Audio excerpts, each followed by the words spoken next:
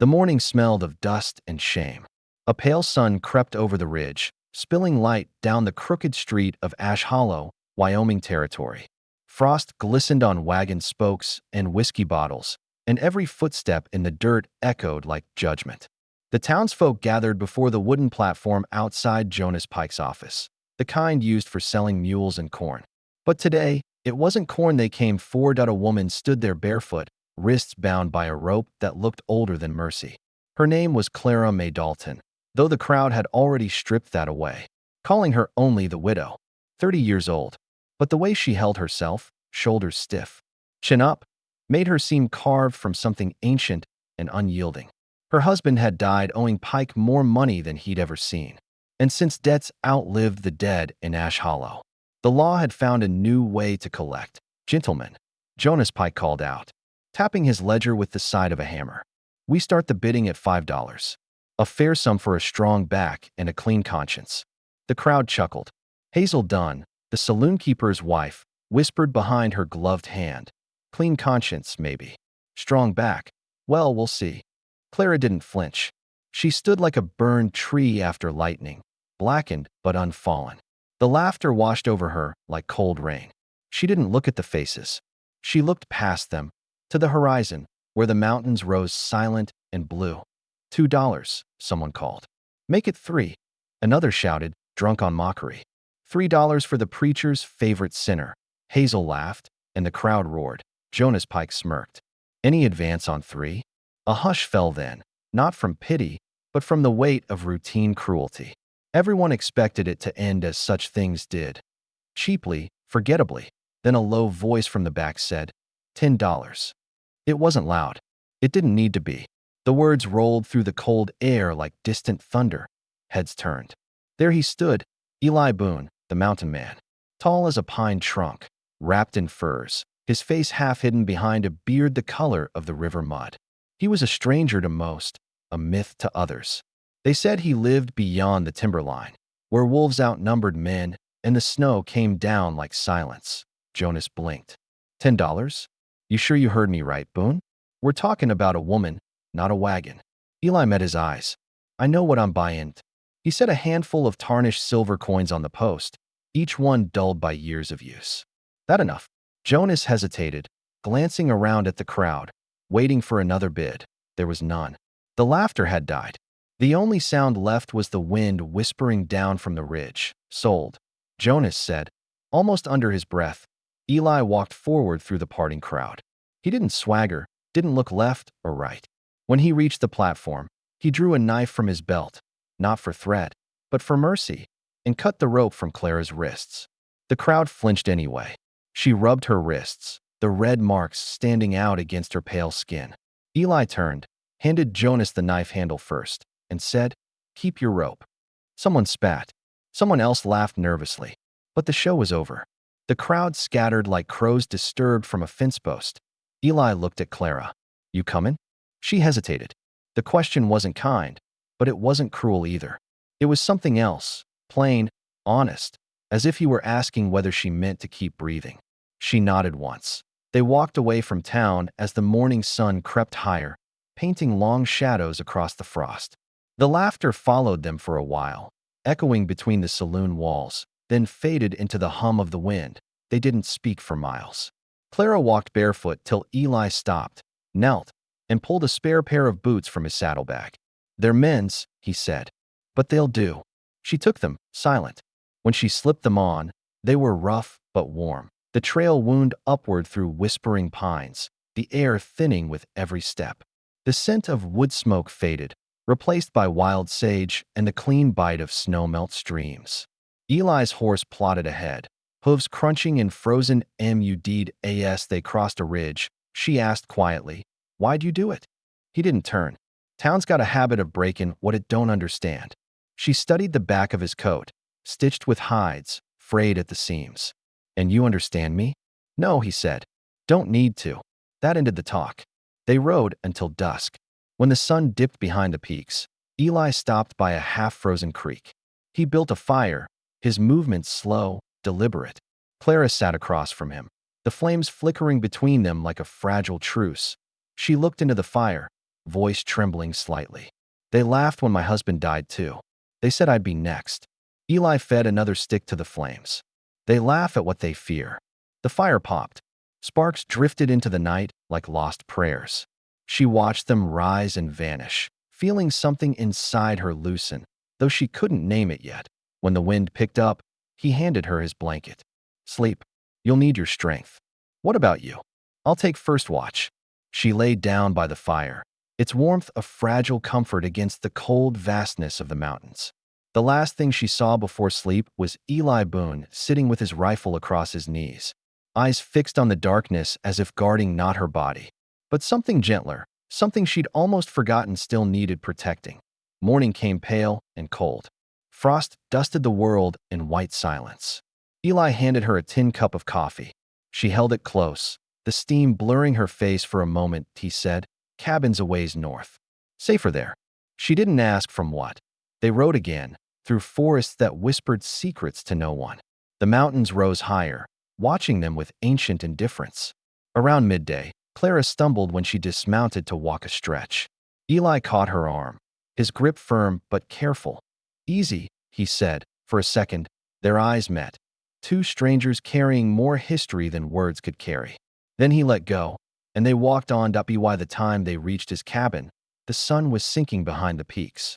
The place looked like it had grown from the earth itself, logs blackened with age, smoke curling from the chimney. He opened the door for her. Inside, it was small but clean, a table, a single chair, a cot near the fire. She stood uncertainly, hands clasped before her. He set down his pack. "You can take the bed. I'll sleep by the door." When she looked at him, really looked, she saw not a beast, not a savior, just a man shaped by silence and survival. A man who'd chosen, for reasons beyond reason, to raise his hand when the world laughed. She nodded. "Thank you." He only grunted, settling by the hearth, but she caught it anyway, the smallest flicker of something unspoken between them. Outside, the wind began to rise, carrying the first breath of snow. Inside, the firelight flickered across their faces, hers softened by exhaustion, his by quiet resolve. For the first time in years, Clara felt the day end without dread, and somewhere deep within those cold mountains, something shifted, something like hope, stirring beneath the frost. Winter came early to the mountains that year. By November, the world outside Eli's cabin was white and soundless, a stillness so complete it made the crackle of the hearth seem holy.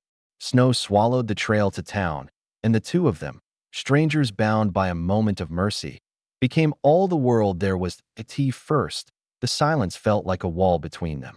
Clara would mend clothes, tend the small fire, stare out the frost-rimmed window, as if the ghost of her old life might appear in the drifting snow.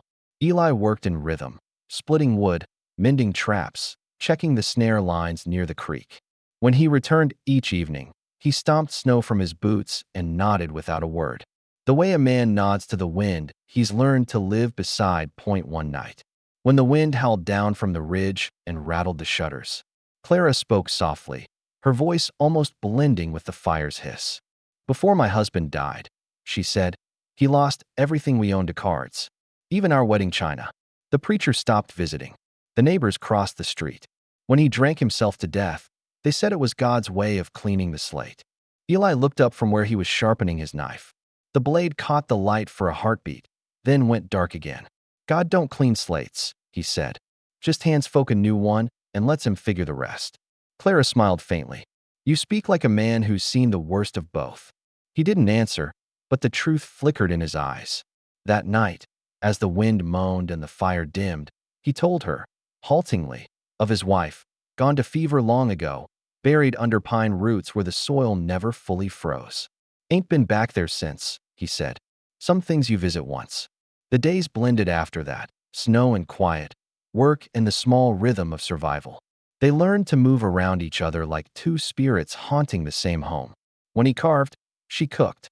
When she sang softly by the window, he pretended to busy himself with tools just to listen. Sometimes he left small things by her plate in the morning: a smooth stone, a wildflower pressed flat, a wooden sparrow. He never said why. She never asked. But something wordless passed between them, steady as the fire. Then came the night the peace cracked. It was late January, the sky a heavy lid of gray. Clara was darning Eli's coat by the fire when she heard it. A crunch of footsteps outside, too many for wolves. Eli froze. The next instant, someone pounded on the door. Boone. A voice shouted, "Open up, or we'll open it for you." Eli's jaw tightened. He reached for the rifle propped near the door. Clara's breath hitched. When he opened the door, the wind burst in, carrying snow and 5 figures wrapped in town coats. Men from Ash Hollow. Their faces half hidden, but their purpose plain. The leader, broad-shouldered and smirking, stepped forward. "We're here for the woman," he said. "The auction wasn't legal. Jonas Pike's dead, laws changed. She comes with us." Clara's fingers clutched the table edge. Eli stood in the doorway, rifle low but ready. "Ain't no law says a man can own another," he said quietly. "Not here." The man laughed. "You think you're the law now, Boone? Just a trapper with a fancy toy?" He spat into the snow. "Move aside." Eli didn't. The leader's smirk faltered. Guns rose behind him. The world narrowed to breath, wind, heartbeat. Eli said, "You take one more step, and I'll make the mountain your grave." The words weren't loud, but they carried the weight of truth. The kind of truth a man doesn't bluff with. The leader drew anyway. The crack of gunfire split the night. Sparks from the rifle's muzzle lit the air like lightning. When the smoke cleared, one man lay bleeding, snow blooming red beneath him. The others backed off, fear replacing arrogance. Eli's shoulder was grazed, blood seeping through his shirt, steaming in the cold. But he stood tall, rifle steady until the last of them vanished into the trees. Then he turned, and the strength went out of him. Clara caught him before he hit the floor. The rifle clattered beside them. "Eli," she cried, pressing her hands to his wound. "You're bleeding," he tried to smile. "Ain't the first time." His voice trembled with pain. "But it's the first time it mattered." She tore her apron, bound the wound, whispered nonsense words that sounded like prayers. Outside, the snow kept falling, muffling the world into silence again. Days passed in slow fever. Clara barely slept, tending to him, changing the bandages, coaxing him to drink broth. He drifted between dreams and waking, sometimes murmuring names she didn't know, sometimes whispering hers. When he finally opened his eyes for good, she was there beside the bed, her hand over his. "You saved me," she said quietly. Again, he blinked, voice rough as gravel. "Didn't save you, just gave you room to stand." She smiled, tears bright in her tired eyes. "Then maybe that's what saving means." When the thaw came in spring, the mountain released its breath. Snow melted into rivers, the pines dripped with new life, and wildflowers crawled up through the thawing ground. The cabin felt different, less like a hiding place, more like a beginning. Clara planted seeds near the porch, her fingers dark with soil. Eli built her a small swing out of cedar and rope. They sat there some evenings, the air full of pine and sunlight, the world humming with life, returning. One dusk. As the sky turned rose and gold, Clara said softly, "You bought me for $10. Eli glanced at her, eyes steady, a small smile tracing his beard. "No," he said. "I bought your freedom. The rest, you gave yourself." The wind stirred her hair. She looked out at the mountains, no longer a prison but a home. "And what about you?" she asked. He leaned back, gaze following the line of the horizon. "Guess I found mine, too." For a long while, they sat in silence, the kind that feels like prayer. The last light caught in the valley, painting the cabin in gold. Years later, so the story goes, the people of Ash Hollow still whispered about that day. Some said Boone had gone mad. Some said the woman bewitched him. But a few, the quieter ones, told a different tale, that a man once raised his hand, not to claim a life, but to save it. The wind through the mountains still carried their names. If you listen close, and if you listen closer, maybe you can hear the rest, a voice older than time, soft as the turning earth. They laughed when she was auctioned for pennies. But he raised his hand last, not for ownership, but for grace. And in that small, quiet act, the world remembered what a heart is worth.